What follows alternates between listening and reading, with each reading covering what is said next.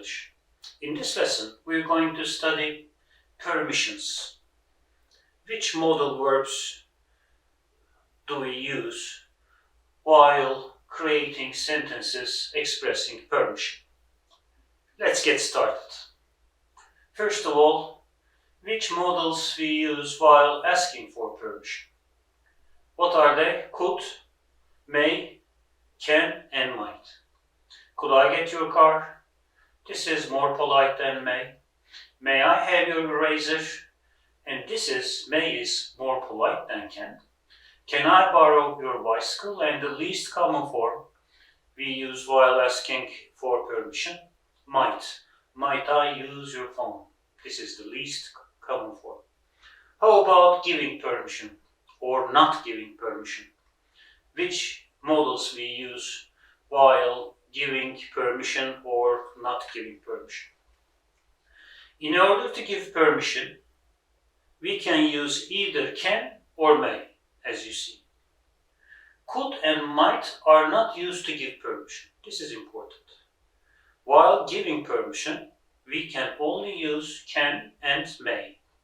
We do not use could and might while giving permission. When we want to express something which is not permitted, not giving permission, can't or may not is used. You can or you may have my car for the night. This is giving permission. You may not walk on the grass. We see such signs. You can't park your car here. These two are for not giving permission. You see, for giving permission we use can or may, and for not giving permission we use cannot or may not. How about talking about permission at present? We use can or can't for negatives. Be allowed to or not be allowed to when talking about present permission. When talking about permission at present time, we use these two forms, can and be allowed, or their negatives. They are interchangeable. What does this mean, interchangeable? Either one can be used. You may choose to use can't or not be allowed, or can or be allowed. How about examples? You can't smoke in here, or you can also say you aren't allowed to smoke in here.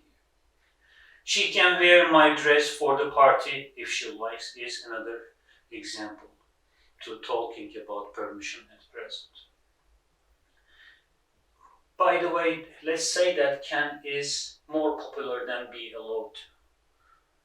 It's the most used form while talking about permission at present. Let's go on. An additional function of be allowed to is that it enables us to talk about permission in cases where it is impossible to use can. This is important. In some places, after some expressions, following some expressions, it's impossible to use can. But it's possible to use be allowed to in these cases as be allowed to act like a normal verb because of be. They will be allowed to leave early only if they complete all the assigned tasks. They will be allowed to. Can give the same meaning in this case, but it's impossible to use can after will. So we choose to use be allowed. Okay. How about talking about permission in the past? For general permission, for general cases, to talk about general permission in the past, we use either could or were allowed. Both forms are possible. Let's have a look at the example. When I was 18, I could or I was allowed to borrow my parents' car whenever I wanted. This is a general case that took place during the age of 18, when he was 18. He says that in general I was allowed to or I could do this thing. If the permission you're talking about in the past is about a specific situation, a specific case, then to talk about specific permission in the past, we can only use was, were, able to. Be careful. When talking about permission in general, we can use both forms, could and was, were, allowed to. But when talking about a specific situation in the past, we use was, were, allowed. I was allowed to borrow my parents' car last night. This is a specific situation. It doesn't have a general meaning, just a specific case devoted to a certain point in the past. Okay? That's it.